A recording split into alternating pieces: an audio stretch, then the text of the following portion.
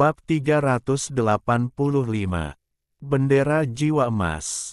Batasan jiwa kuno adalah batasan kuno yang paling langka. Pembatasan ini menggunakan jiwa sebagai medianya. Tidak hanya pembatasan kuno berubah dengan cara yang aneh, itu juga jauh lebih kuat. Pembatasan normal bisa dilihat sebagai benda mati. Mereka seperti gembok yang membutuhkan kunci tertentu untuk membukanya. Tapi pembatasan jiwa tidak sama. Itu bisa dianggap sebagai makhluk hidup. Pada kenyataannya, itu adalah fragmen jiwa yang tetap hidup sebagai sebuah formasi. Mata Wang Lin berbinar. Setelah merenung sebentar, dia menghilang. Ketika dia muncul kembali, dia berada di dekat batasan jiwa kuno. Saat tubuhnya muncul, kabut hitam mulai bergerak dan dua mata hantu muncul. Pada saat yang sama, ratapan hantu datang dari dalam kabut. Jiwa asal Wang Lin bergetar setelah mendengar ratapan, jadi dia segera mundur. Dia menatap awan hitam dan diam-diam merenung. Raungan tadi adalah peringatan. Pasti ada harta jika membutuhkan pembatasan jiwa untuk menyegelnya. Mata Wang Lin berbinar. Ekspresinya menjadi serius saat tangannya dengan cepat bergerak. Satu demi satu ilusi muncul dan mengelilingi tubuhnya. Merusak, teriak Wang Lin, sambil menunjuk ke arah kabut hitam. Ilusi di sekelilingnya berubah menjadi naga dan menyerbu ke dalam kabut hitam. Kedua mata hantu itu dipenuhi amarah dan kabut mulai bergerak. Kemudian terdengar raungan yang bahkan lebih dahsyat dari yang terakhir. Raungan memasuki jiwa Wang Lin dan dia segera merasakan sakit yang berasal dari retakan di jiwa asalnya. Wang Lin dengan cepat mundur dengan ekspresi muram. Tepat pada saat ini, kabut hitam mulai bergerak lebih keras dan menyusut dengan cepat. Semua kabut hitam mengembun di tengah. Dalam sekejap mata, kabut hitam telah memadat menjadi binatang buas. Saat binatang itu muncul, Wang Lin dapat melihat ada bendera emas kecil di dalam kabut. Kabut hitam berasal dari bendera ini. Binatang itu mendarat di tanah. Dengan kepalanya menghadap Wang Lin, ia membuka mulutnya dan menatap Wang Lin dengan tatapan hantu. Pembatasan ilusi yang ditembakkan Wang Lin sebelumnya masih berkedip di tubuh binatang itu. Binatang itu melambaikan kepalanya dan menembakkan dua aliran udara panas dari hidungnya. Kemudian ia memandang Wang Lin dan tiba-tiba menyerbu ke arahnya. Kilin, tanpa ragu, Wang Lin menghilang. Binatang itu meleset. Itu melihat ke kejauhan dan meraung. Raungan itu bergerak menuju pembuluh darah roh tetapi diblokir oleh kekuatan lembut setelah 1000 kaki. Binatang itu mengeluarkan beberapa raungan marah lagi sebelum berubah kembali menjadi kabut hitam dan menghilang kembali menjadi bendera emas kecil. Wang Lin muncul dalam vena roh lebih dari 1000 kaki jauhnya. Dia sedikit mengernyit saat dia melihat kembali ke tempat kabut hitam itu berada. Ini bukan kilin, tapi mirip dengan kilin yang dimiliki Ling Tianhou di alam surgawi. Bendera emas kecil itu pasti harta karun dari sekte pemurnian jiwa. Binatang itu adalah penjaga bendera dan juga salah satu jiwa di dalamnya.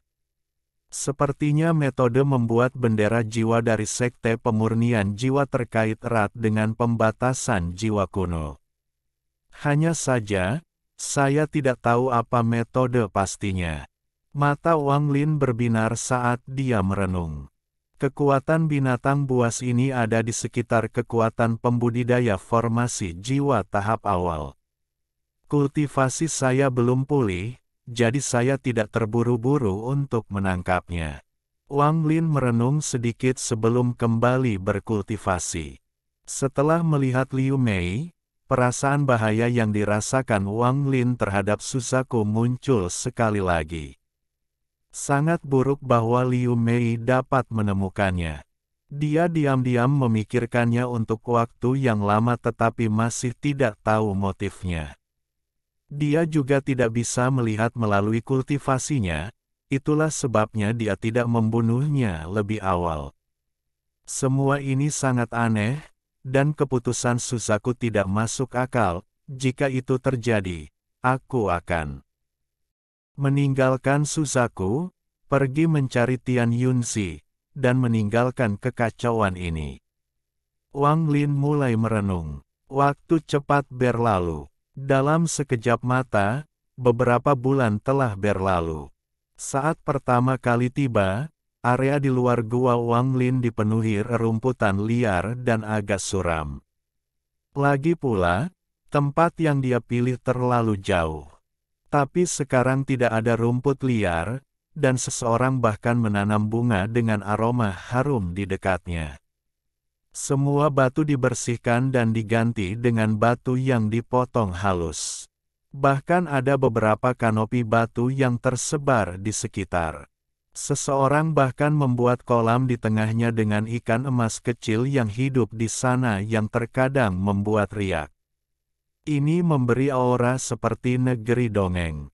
Su Yun dan Liu Wei sedang duduk di bawah salah satu kanopi dengan sepiring buah di depan mereka. Mereka mengobrol satu sama lain dan sesekali melihat ke arah pintu gua. Alis Liu Wei bergetar saat dia berkata, "Saudari magang senior Su Yun, menurutmu apakah ketika kakak magang senior Qianmu keluar, dia akan membenci kita karena melakukan semua ini tanpa izinnya?" Liu Wei adalah salah satu dari dua gadis sebelumnya. Dia memiliki tubuh kecil dan kepala lebih pendek dari Su Yun, tapi tubuhnya sangat indah dan sangat indah. Seharusnya tidak demikian karena setiap pembudidaya menyukai lingkungan yang baik. Kami menjadikan tempat ini seindah ini, bahkan jika dia tidak menunjukkan kebahagiaan apapun di permukaan, dia tidak akan marah. Kakak magang junior Liu Wei, santai. Su Yun tersenyum sambil mengambil buah dan menggigitnya. Liu Wei mengungkapkan ekspresi gembira dan berkata, "Dalam beberapa bulan terakhir ini, reputasi kakak senior Kingmu telah disebarkan oleh kami para saudari, jadi hidup kami jauh lebih baik.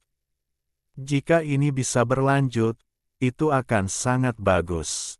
Saya berhasil mengumpulkan lebih banyak jiwa yang hancur dalam beberapa bulan terakhir ini daripada yang saya lakukan di tahun sebelumnya." Su Yun mengangguk dan berkata, "Tanpa bakat, selama tidak ada yang mencuri dari kita, kita pasti bisa membuat bendera 100 jiwa. Maka kita bisa menggunakannya untuk berkultivasi dan mencapai tahap akhir formasi inti." Lu Wei berbisik, "Kakak magang senior, saya masih sedikit khawatir karena pengunjung kami semakin banyak setiap hari. Jika senior Kingmu mengetahui bahwa kita yang menyebabkan semua ini, dia mungkin tidak akan melepaskan kita dengan mudah." Dia seharusnya tidak. Sebelum Su Yun selesai berbicara, seberkas cahaya merah tiba-tiba turun dari puncak gunung dan mendarat di depan pintu masuk gua. Cahaya itu mengungkapkan seorang pria parubaya yang sangat tampan. Rambut panjangnya yang tergerai tertiup angin memberikan perasaan surgawi. "Saudara magang junior Kingmu, saya Guodong Jian. Saya harap kita bisa bicara."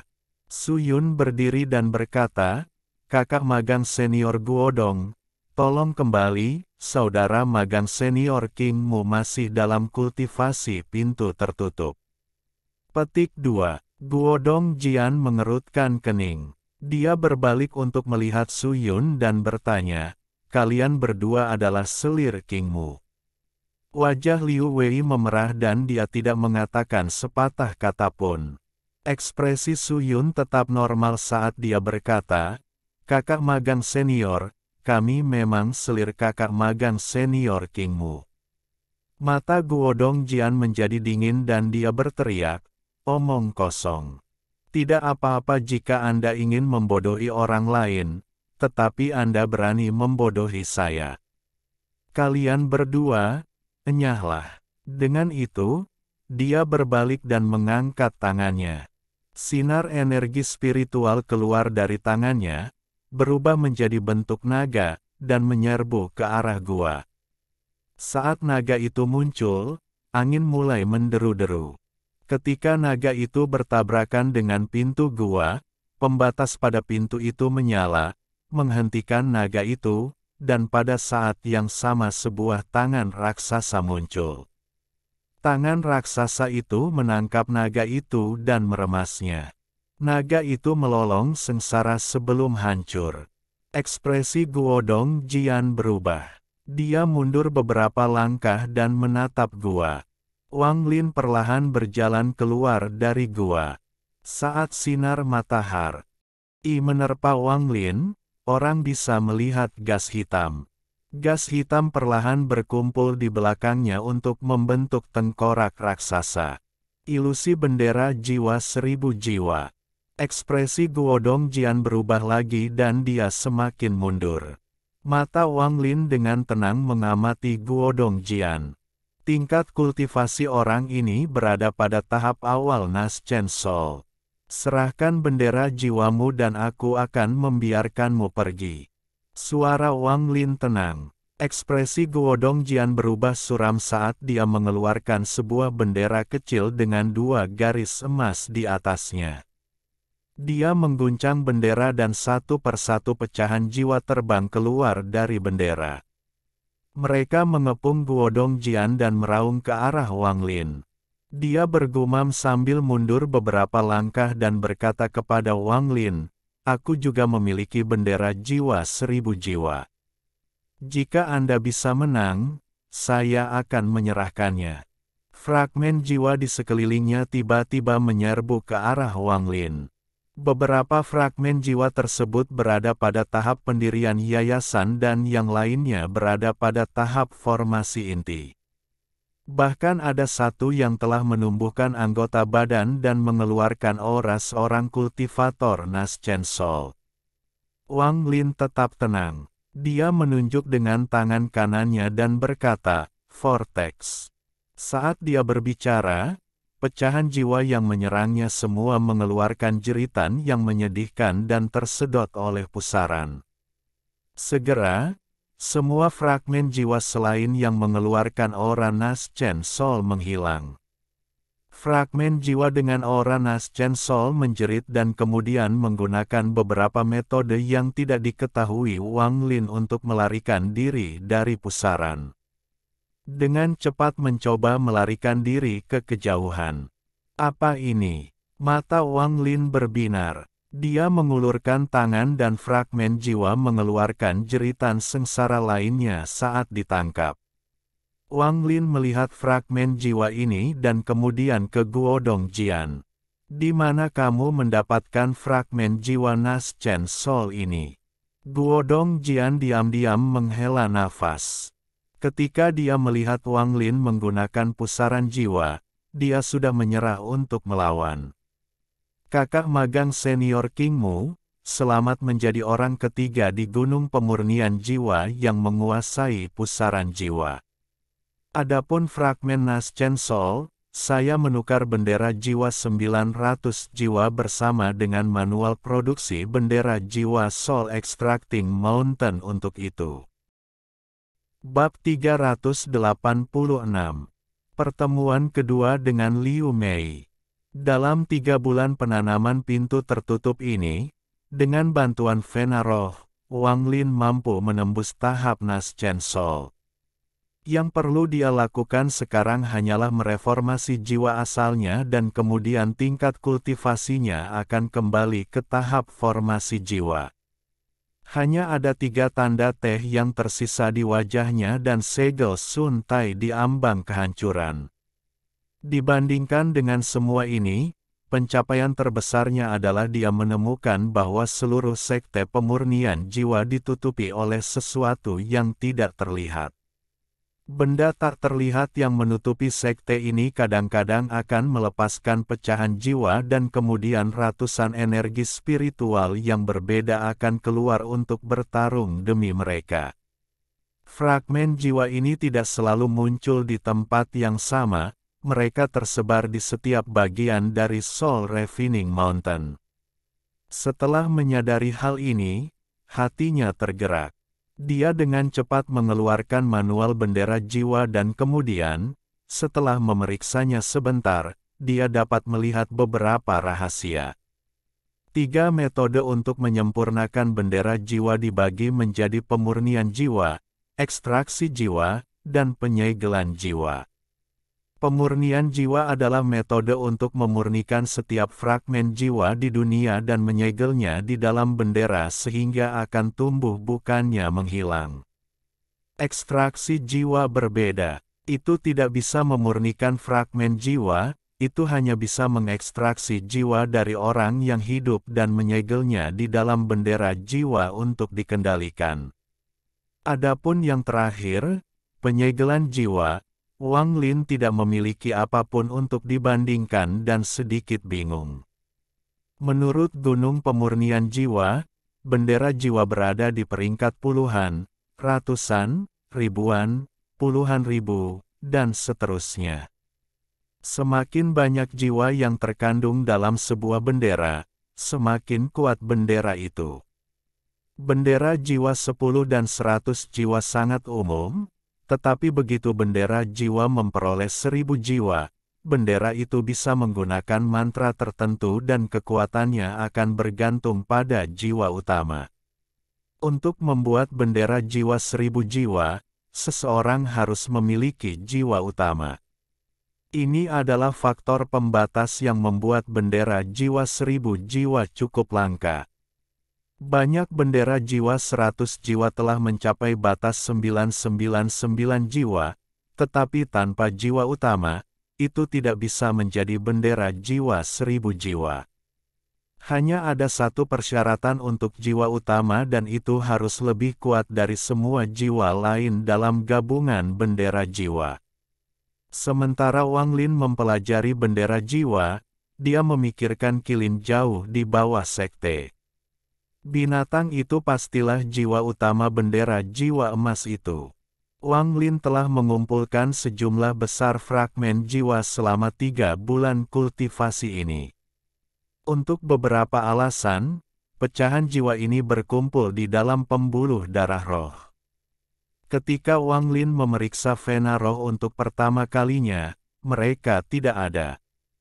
Seseorang jelas baru saja mengumpulkannya sebelum dia memeriksanya.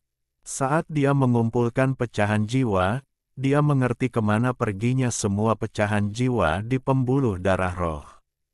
Mereka semua terserap oleh bendera jiwa di bawah sekte. Seseorang dan sebuah bendera mulai mencuri pecahan jiwa satu sama lain. Namun, bendera itu terkunci di satu tempat dan tidak selincah Wang Lin. Dalam 3 bulan terakhir, hampir 90% fragmen jiwa diambil oleh Wang Lin. Ada jiwa yang kuat dan lemah di antara pecahan jiwa ini. Selama 3 bulan ini, Wang Lin menemukan satu yang berada di tahap awal Naschen Soul dan menggunakannya sebagai jiwa utamanya. Tidak banyak fragmen Naschen Soul yang muncul, hanya sekitar 2 atau 3 tahun. Setiap kali seseorang muncul, murid teratas dari sekte pemurnian jiwa akan memperebutkannya. Kata-kata Guo Dongjian menggerakkan Wang Lin.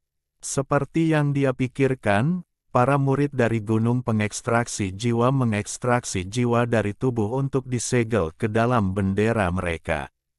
Dia memutuskan bahwa dia harus mencari waktu untuk mendapatkan sendiri metode produksi bendera jiwa dari gunung pengekstraksi jiwa dan mempelajarinya. Adapun pusaran jiwa, itu adalah salah satu dari 3 teknik di dalam manual bendera jiwa. Ketiga teknik itu adalah kondensasi, pusaran jiwa, dan pengorbanan darah. Kondensasi agak sederhana. Meskipun hanya ada 10 batu giok di Soul Refining Peak, banyak yang membuat salinan dari teknik ini untuk dijual. Teknik ini didasarkan pada pemurnian jiwa. Dengan teknik ini, seseorang dapat membuat pecahan jiwa halus mengambil bentuk dan memasukkannya ke dalam bendera jiwa. Pusaran jiwa adalah teknik yang sangat langka. Setidaknya ini yang terjadi di Soul Refining Mountain. Diperlukan setidaknya kultivasi tingkat Naschen Soul untuk belajar, tetapi tidak semua pembudidaya Naschen Soul bisa mempelajarinya. Misalnya, Guodong Jian masih belum berhasil mempelajarinya.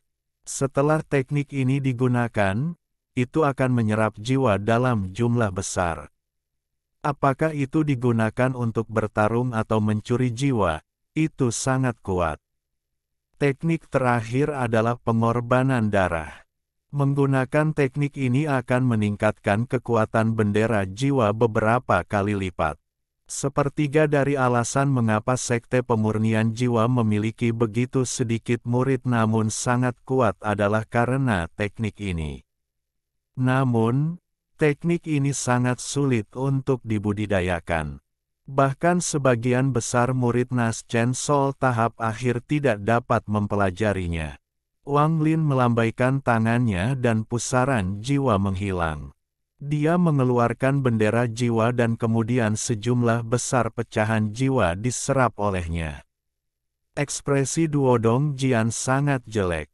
Butuh kerja keras bertahun-tahun baginya untuk mengumpulkan semua fragmen jiwa itu dan mereka dicuri begitu saja. Setelah menghela nafas, dia hanya bisa tersenyum pahit. Ini adalah aturan dari Sekte Pemurnian Jiwa. Dia datang ke sini untuk mencuri bendera jiwa Wang Lin, tapi dia malah diambil. Dia menghela nafas lagi, menggenggam tangannya pada Wang Lin, dan pergi dengan perasaan tertekan. Wang Lin memasukkan Naschen Soul yang dia tangkap ke dalam bendera jiwanya. Segera mulai bertarung dengan Naschen Soul yang sudah ada di dalam. Wang Lin tidak lagi melihat bendera, dia tahu bahwa pemenang akan menjadi jiwa utama yang baru dan yang kalah akan menjadi bawahan pemenang. Jantung Su Yun dan Liu Wei berdebar kencang saat mereka diam-diam berdiri di samping.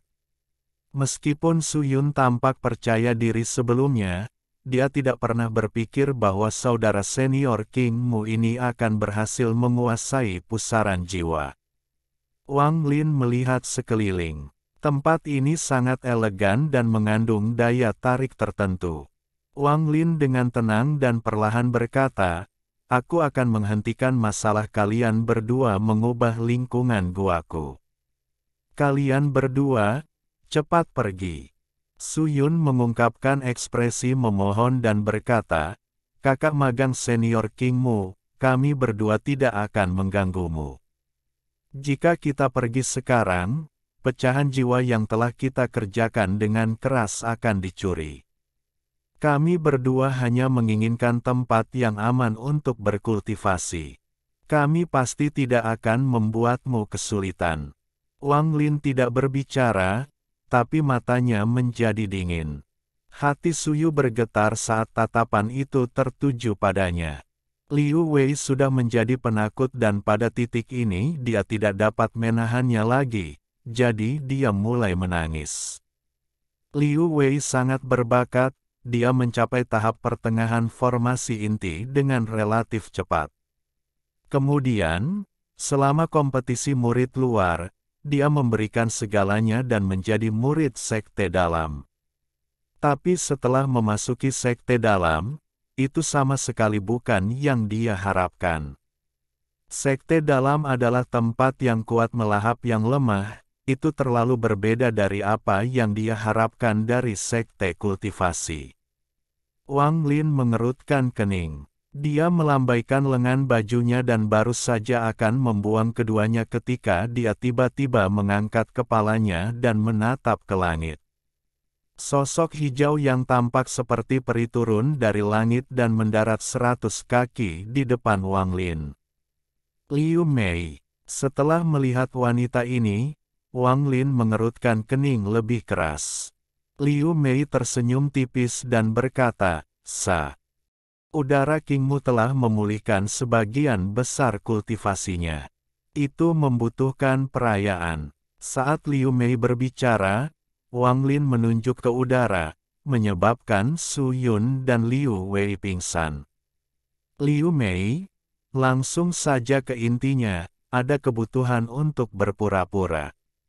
Kau hanya merusak citra masa laluku tentangmu. Wang Lin menatap Liu Mei. Suaranya dingin. Liu Mei menatap Wang Lin. Dia menghela nafas dan berkata, Wang Lin, malapetaka besar akan menimpamu. Pergi, tinggalkan planet Suzaku. Ekspresi Wang Lin tetap tenang. Dia tidak mengatakan apa-apa saat dia menunggu Liu Mei selesai. Liu Mei berbisik, aku tidak akan berbohong padamu, Anda sudah tahu bahwa saya adalah seseorang dari negara Suzaku, tapi saya bukan murid biasa. Tuanku adalah kultivator nomor 1 di Suzaku, Suzi. Mata Wang Lin berbinar. Segala sesuatu dalam pikirannya tiba-tiba menjadi jelas dan dia bertanya, apa yang terjadi pada Red Butterfly setelah pertarungannya denganku? Setelah mendengarkan Liu Mei, dia tiba-tiba membuat koneksi dan sampai pada kesimpulan yang menakutkan. Liu Mei mengungkapkan sedikit penghargaan. Dia menatap Wang Lin dan berkata, kupu-kupu merah, dibunuh oleh kakak magang seniorku. Wang Lin menghirup udara dingin. Setelah mengkonfirmasi spekulasinya, dia berkata, sepertinya pertarunganku dengan Red Butterfly hanyalah pertempuran udara bagi orang-orang tertentu. Liu Mei menggigit bibir bawahnya dan berbisik, kakak Wang, kamu harus pergi. Lebih cepat lebih baik. Dia memandang Wang Lin dengan penuh arti, menghela nafas, dan pergi. Saat Liu Mei pergi, dia menghela nafas dan berpikir, Wang Lin, Liu Mei diperintahkan oleh tuannya untuk meninggalkan tandaku di hatimu. Ini adalah takdir yang tidak bisa ditolak Liu Mei, aku tidak bisa melanggar perintah tuan, kecuali bayanganmu muncul di hati daoku. Tidak mungkin aku kalah dalam pertempuran antara dao hati kita, hanya aku, Liu Mei, yang mengerti domain Tousan Fantasy Ruthless dan menunjukkan emosi di permukaan sementara hatiku tetap kejam. Bagaimana Anda bisa menang? Di matanya, ada sedikit kekejaman, tapi itu disembunyikan oleh aktingnya. Wang Lin masih mengerutkan kening saat melihat punggung Liu Mei. Meskipun Liu Mei tampaknya telah menunjukkan masalahnya, itu juga meninggalkan banyak ketidakpastian. Wang Lin mengerutkan kening lagi dan bergumam pada dirinya sendiri, semua ini aneh. Aku terus merasakan perasaan aneh tentang Liu Mei. Aneh. Tak lama kemudian, dia menatap Su Yun dan Liu Wei. Dia melambaikan tangannya dan memindahkan kedua wanita itu sejauh 1000 kaki dari guanya. Saat dia memindahkannya, jantungnya mulai bergetar seolah-olah dia tiba-tiba teringat sesuatu. Tangan kanannya terulur dan menarik kedua wanita itu ke belakang. Ekspresi mereka saat pingsan sangat berbeda. Ekspresi Yusun sebelumnya sangat kuat dan tegas, dan dia berbicara untuk gadis lain. Tapi sekarang dia tertidur, ekspresinya menunjukkan sedikit kelemahan dan ketidakberdayaan. Kesan Wang Lin sebelumnya tentang wanita lain adalah bahwa dia sangat lemah. Namun, sekarang ekspresinya sangat ditentukan dan kejam. Dia jelas salah satu dari mereka yang tampak lemah tetapi sebenarnya sangat kuat di dalam. Wang Lin merasa seperti petir menyambar otaknya dan matanya berbinar. Dia melihat ke arah tempat Liu Mei pergi dan mencibir. Sekarang saya mengerti mengapa saya merasakan perasaan aneh ini setiap kali saya melihat Liu Mei. Meskipun dia menunjukkan semua emosi ini seperti dia peduli, dia sebenarnya menggunakannya untuk menyembunyikan sifat kejamnya yang sebenarnya.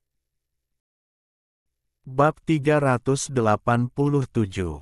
Jiwa pertempuran utama. Saat Wang Lin menatap ke tempat Liu Mei menghilang, matanya menjadi dingin. Saya tidak bisa melihat melalui kultivasi Liu Mei, jadi dia pasti memiliki tingkat kultivasi yang lebih tinggi dari saya, jika tidak, dia tidak akan menjadi murid Suksi. Hanya saja, saya tidak tahu mengapa wanita ini melakukan kontak dengan saya. Wang Lin mengerutkan kening lebih keras. Dia melambaikan tangannya dan Su Yun dan Liu Wei mendarat beberapa meter jauhnya. Wang Lin bukan orang yang baik, tetapi melihat fakta bahwa mereka berdua pingsan memungkinkan dia untuk melihat melalui Liu Mei. Jadi dia tidak mengusir mereka. Liu Mei tidak mengambil kesempatan ini untuk membunuhku sebelum kultivasiku pulih. Jadi tujuannya bukanlah agar aku mati. Kontaknya dengan saya sepertinya dipenuhi dengan emosi tetapi juga beberapa kekejaman. Ini aneh. Dia jelas tidak memiliki niat baik. Ekspresi Wang Lin suram. Tak lama kemudian, dia melambaikan lengan bajunya, berjalan ke guanya, dan duduk dalam posisi lotus. Kultivasi tidak lagi menjadi masalah. Setelah jiwa asal saya pulih, tingkat kultivasi saya akan kembali ke tahap pertengahan pembentukan jiwa. Yang paling penting sekarang adalah memulihkan jiwa asalku. Saya perlu menemukan tekanan spiritual yang lebih kuat. Hanya dengan begitu saya dapat memaksa jiwa asal saya untuk berubah. Wang Lin merenung sedikit sebelum menghilang. Dia muncul kembali jauh di bawah tanah di mana urat roh untuk gunung pemurnian jiwa berada. Ini adalah bagian terendah dari nadi roh, 3000 kaki ke kiri ini adalah tempat bendera emas berada. Pada jarak ini, kilin di dalam bendera jiwa tidak bisa mengganggunya. Sambil duduk di sini, Wang Lin bisa merasakan tekanan dari energi spiritual di sekitarnya yang berkumpul ke arahnya. Wang Lin menarik napas dalam-dalam dan perlahan menutup matanya. Kali ini dia tidak menyerap energi spiritual apapun tetapi menggunakan tekanan untuk segera mereformasi jiwa asalnya. Waktu perlahan berlalu. Su Yun dan Liu Wei terbangun dan menemukan bahwa mereka tidak berada di luar jangkauan gua, jadi mereka berpikir. Setelah keduanya berdiskusi sebentar, mereka membuat gua kecil di dekat tempat mereka bangun dan berkultivasi dengan tenang. Pada hari ini, Wang Lin memadatkan jiwa asalnya seperti orang gila dengan meminjam tekanan spiritual dari urat roh di sekitarnya saat dia tiba-tiba membuka matanya. Meskipun jiwa asalnya belum pulih sepenuhnya, kondisinya jauh lebih baik daripada beberapa bulan yang lalu. Saat ini hanya ada 2 bekas teh yang tersisa di wajahnya. Mata Wang Lin berbinar. Dia menyebarkan akal ilahi dan mengunci bendera jiwa emas 3000 kaki jauhnya. Pada saat ini, sebuah ilusi tiba-tiba muncul di sebelah bendera dan terdengar suara gemuruh. Kilin raksasa muncul di sebelah bendera dengan mata penuh haus darah. Mengaum, ilusi dengan cepat mundur setelah mendengar raungan dan dengan cepat terbentuk. Wang Lin mengenali orang ini. Dia adalah kepala tetua dari Soul Refining Mountain, kultivator Naschen Soul tahap akhir yang hanya perlu memahami domainnya untuk mencapai tahap formasi jiwa. Brengsek, bendera jiwa 100.000 jiwa ini semakin kuat dan kuat. Kapan saya bisa menyempurnakan bendera dengan kecepatan kultivasi saya? Wajah lelaki tua itu suram. Binatang kilin itu tidak secara aktif menyerang orang tua itu seperti yang dilakukan Wang Lin. Di dalam matanya yang haus darah ada sedikit ejekan. Binatang sialan. Pria tua itu berteriak. Nenek moyang telah memutuskan bahwa bendera yang disegel di bawah 3 puncak itu milik siapa saja yang bisa memperbaikinya. Suatu hari kamu akan menjadi milikku. Mengaum. Kilin mendengus dan penghinaan di matanya semakin dalam. Huff. Pria tua itu menamparkan tasnya dan sebuah bendera emas samar muncul. Dia mengibarkan bendera dan jiwa yang tak terhitung jumlahnya keluar. Di depan adalah jiwa Naschen Sol tahap akhir sebagai jiwa utama. Di belakangnya ada 10 jiwa-jiwa baru lahir tahap pertengahan dan awal, dan di belakang mereka ada jiwa lain yang tak terhitung jumlahnya dari berbagai tingkat kultivasi. Orang tua itu berteriak, 10.000 jiwa, melahap. Dia mengarahkan bendera ke Kilin dan kemudian semua jiwa mengaum saat mereka menyerbu ke arahnya. Kilin mengangkat alisnya dan bergerak seperti kilat.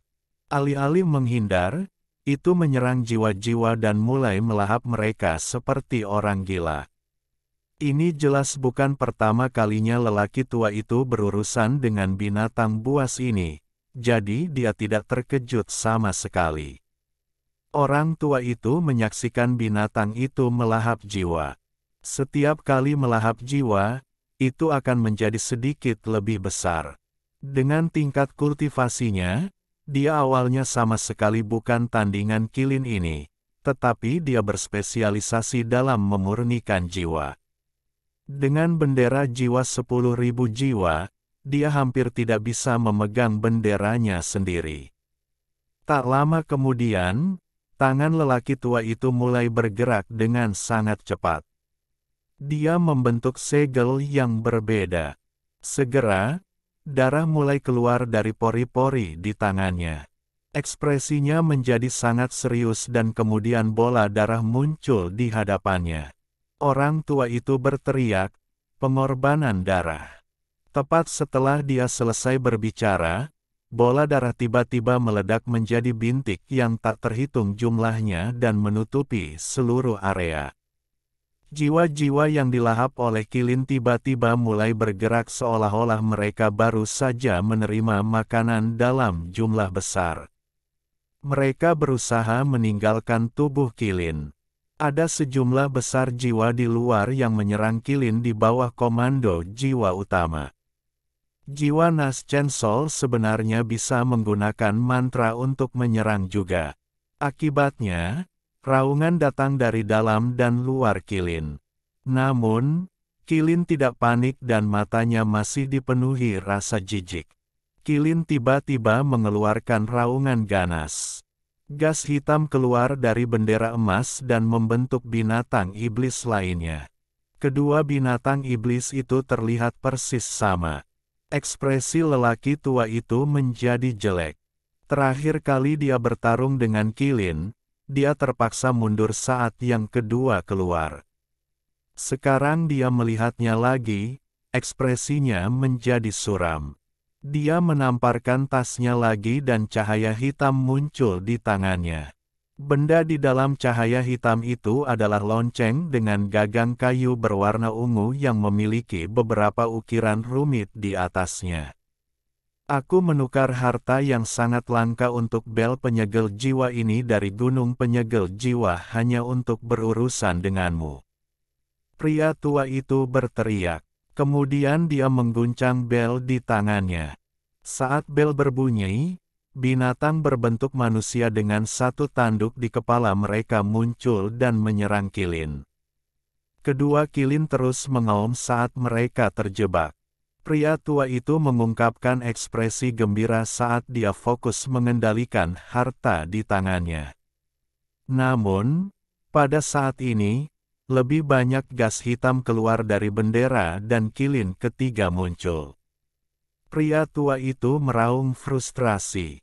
Kali ini dia memberikan segalanya dan memaksa keluar Kilin ketiga. Namun, hari ini juga saat dia merasa paling tidak berdaya. Awalnya dia mengira hanya ada satu Kilin, tetapi ketika dia menggunakan bendera 10.000 jiwanya untuk menjebak Kilin pertama, yang kedua keluar. Kali kedua dia datang, dia kalah dari kilin kedua. Untuk kunjungan ketiganya, dia menghabiskan banyak usaha untuk mendapatkan lonceng tersebut tetapi menemukan bahwa ada kilin ketiga. Akibatnya, dia tidak bisa tidak berpikir bahwa setelah kilin ketiga akan ada kilin keempat, kelima, keenam. Pantas saja tidak ada yang bisa mengambil bendera ini setelah sekian lama berada di sini. Pria tua itu menghela nafas dan hampir menyerah. Tapi rasa ilahi yang kuat tiba-tiba turun dari semua sisi. Ekspresi lelaki tua itu sangat berubah. Dia sama sekali tidak bisa menolak perasaan ilahi ini. Dia hanya pernah merasakan ini saat menghadapi leluhur formasi jiwa. Namun, dibandingkan saat itu, perasaan itu beberapa kali lebih kuat. Ini pasti leluhur formasi Jiwa yang keluar dari kultivasi pintu tertutup. Pria tua itu bergetar dan dengan cepat berkata, murid Wu Daoqi menyapa leluhur. Saat indera ilahi yang kuat menyapu, kilin ketiga mengeluarkan teriakan yang menyedihkan dan terjebak oleh sinar cahaya hitam. Itu meraung saat berjuang untuk membebaskan diri. Huff!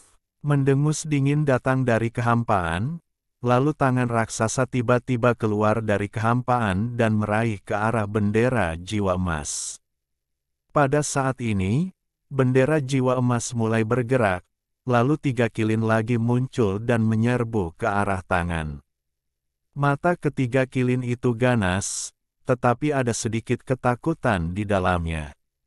Dengan satu tamparan dari tangan, salah satu kilin hancur menjadi pecahan jiwa yang tak terhitung jumlahnya yang semuanya panik dan melarikan diri ke arah yang acak. 2 kilin yang tersisa dengan cepat menerkam dan mulai melawan tangan. Mendengus dingin lainnya datang dari indera ilahi dan kemudian gas hitam datang dari segala arah. Gas hitam mengembun menjadi tombak hitam dan menusuk ke arah kilin. Wang Lin tidak dapat menangani kilin ini sebelumnya karena tingkat kultivasinya hanya pada tahap pertengahan Nas Chen Sol. Namun, sekarang dia telah menembus tahap Nas Chen Sol ke tahap formasi jiwa. Jadi dia pada dasarnya adalah seorang kultivator formasi jiwa tanpa domain. Meskipun dia lebih lemah dari pembudidaya formasi jiwa normal, itu lebih dari cukup untuk menangani kilin ini. Raungan yang lebih kuat dari gabungan semua kilin lainnya keluar dari bendera emas, dan bersamaan dengan itu muncul aura emas. Semua kilin lainnya segera hancur menjadi pecahan jiwa yang tak terhitung jumlahnya setelah mendengar raungan itu dan bergerak menuju aura emas. Saat kilin hancur, Wu Daoqi mengeluarkan erangan yang menyedihkan. Semua hartanya melawan kilin, jadi dia terluka karena gelombang kejut dari kilin yang hancur. Ketakutan, dia akan mundur untuk menghindar ketika sesosok tiba-tiba muncul di hadapannya. Sosok itu menunjuk ke arahnya dan Wu Daoqi langsung pingsan. Saat Wang Lin berdiri di depan Wu Daoqi, dia mengulurkan tangan dan bendera jiwa Wu Daoqi dan lonceng kayu ungu terbang ke tangannya. Matanya berbinar saat dia menatap bendera jiwa emas.